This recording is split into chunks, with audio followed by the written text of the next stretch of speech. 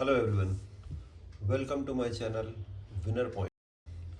तो last lecture में हमने एडिशन थ्योरम, मल्टीप्लिकेशन थ्योरम और सब्सट्रैक्शन थ्योरम के क्वेश्चंस देखे।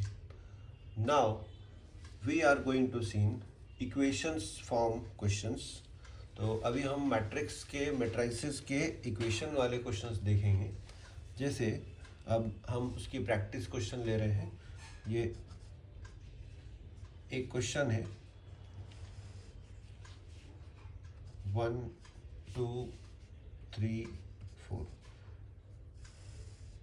ये a की वैल्यू गिवन है और इसमें आपको बोल रहे हैं शो दैट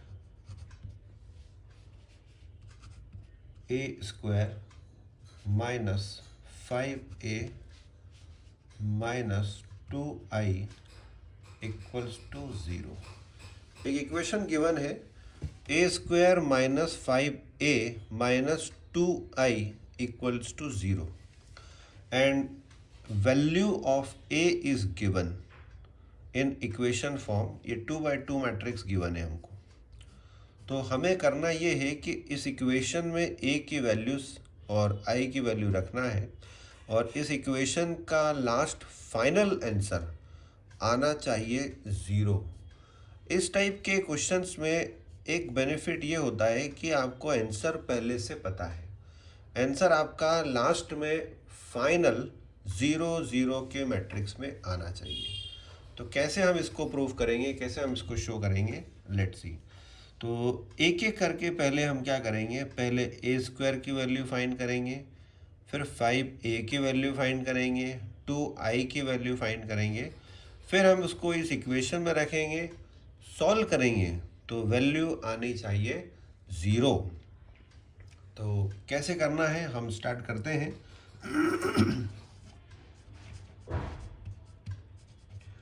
तो जैसा कि मैंने आपको बताया, सबसे पहले a स्क्वायर फाइंड करेंगे। a स्क्वायर कैसे फाइंड करेंगे, तो a स्क्वायर इक्वल्स टू होता है a इंटू ए। इसका मतलब a में a का ही मल्टीप्लाई कर देंगे तो a स्क्वायर की वैल्यू आ जाएगी। तो a में a का मल्टीप्लाई करना मतलब a स्क्वायर इक्वल्स टू, सबसे पहले a जो दिया है वो रखेंगे 1 2 3 4। ये मैंने a लिख दिया। अब इसमें इसी का मल्टीप्लाई करूँगा मैं, यानी वापस से सेम मैट्रिक्स को लिखेंगे। तो a square equal to this matrix into this matrix. तो दोनों को मल्टीप्लाई कैसे करना है वही हमारा रूल रहेगा जो भी हमने लास्ट एपिसोड में देखा था। अब रूल क्या रहेगा इसकी, देखिए फर्स्ट रो है, first column, first row, second column. तो a square equals to 1 into 1 plus 2 into 3, पूरे रो का पूरे कॉलम में कर दिया। अब first row second column 1 into 2 plus 2 into 4। तो first row first column, first row second column हो गया। अब हम करेंगे सेकंड रो फर्स्ट कॉलम, तो 3 इंटू 1 प्लस 4 इंटू 3। फिर सेकेंड रो फर्स्ट कॉलम हो गया। अब सेकेंड रो सेकेंड कॉलम, तो 3 इंटू 2 प्लस 4 इंटू 4 16। तो हमें मल्टीप्लिकेशन में, जैसा कि मैंने आपको पहले भी बताया था, once I repeat, first row first column, first row second column. तो फर्स्ट रो फर्स्ट कॉलम का किया हमने तो ये आया। अब देखिए फर्स्ट रो में फर्स्ट कॉलम का मल्टीप्लिकेशन हो गया, थोड़ी स्पेस छोड़नी है और फिर यहाँ लिखना है। तो फिर ये फर्स्ट रो सेकंड कॉलम, वैसे ही second row first column, second row second column. Okay, अब हम इनको प्लस करेंगे तो a square equals to 1 plus 6 7, 2 plus 8 10, 3 plus 12 15, 6 plus 16 22। तो ये हमारी a स्क्वायर की वैल्यू आ गई। ये एक वैल्यू हमने फाइंड कर दिया। अब हमको निकालना है 5a। तो 5a देखिए कैसे निकालेंगे, 5a इक्वल्स टू 5 इंटू ए। तो अब 5 इंटू ए मतलब ये a है हमारे पास, तो a की वैल्यू 1 2 3 4। तो इसके आगे के स्टेप में क्या कर रहा हूँ, 5a इक्वल्स टू, ये हमारे पास वैल्यू मिल गई, 5 इंटू 1 5,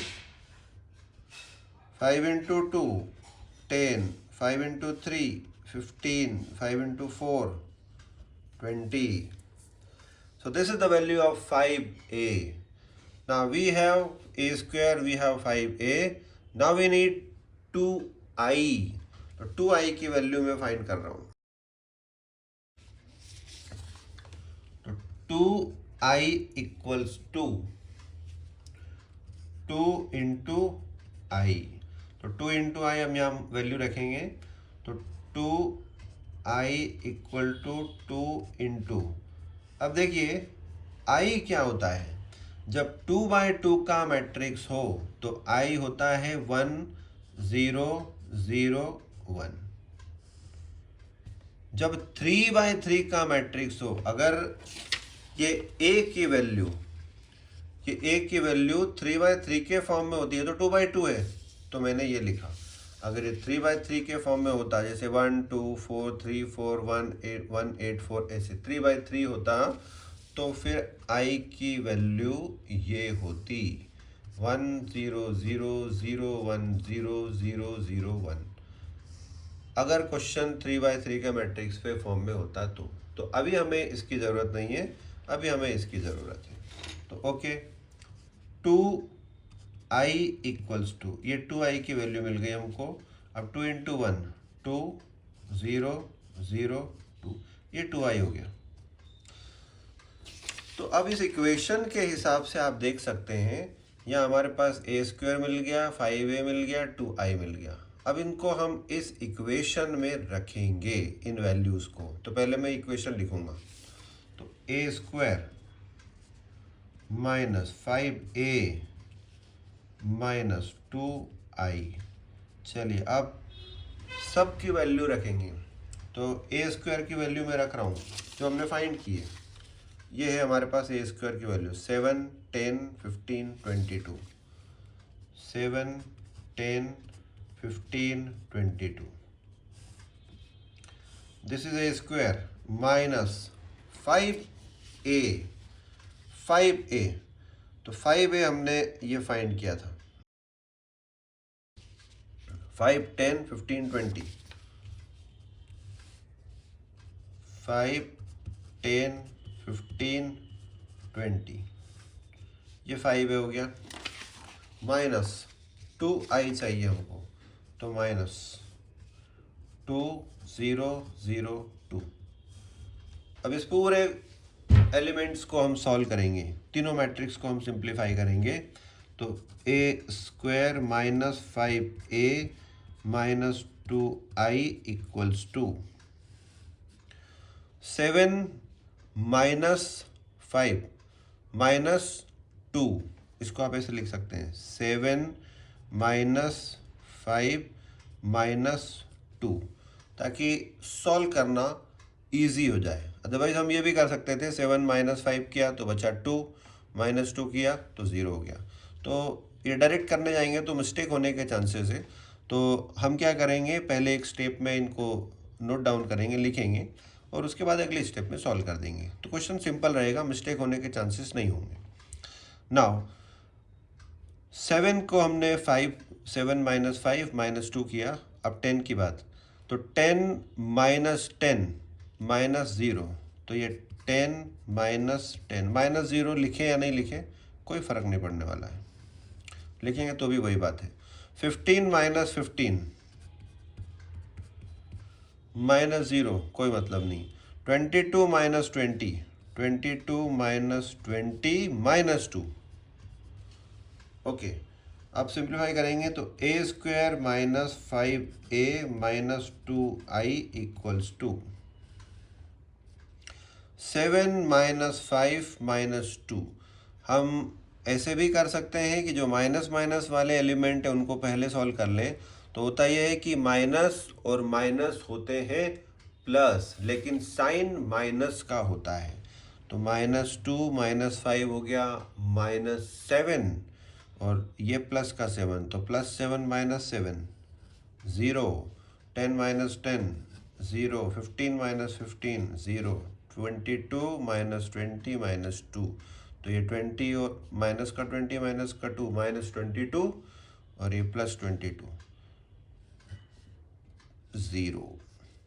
तो अभी हमने, जैसा कि क्वेश्चन में हमको गिवन था कि इन तीनों को a² -5a -2i इस इक्वेशन में रखेंगे, सिंप्लीफाई करेंगे, तो फाइनल आंसर आएगा 0 0 के फॉर्म में।